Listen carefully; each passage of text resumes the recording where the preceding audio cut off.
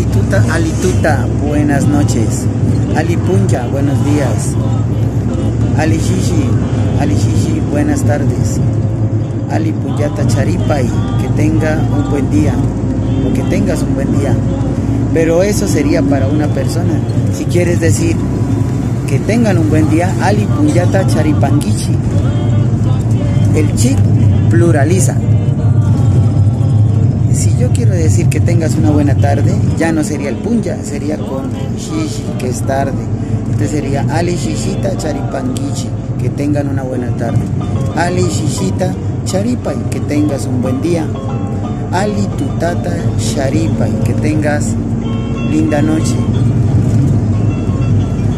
Yupaychani Machigo, palabritas en Runa Shimi para aprender todos los días.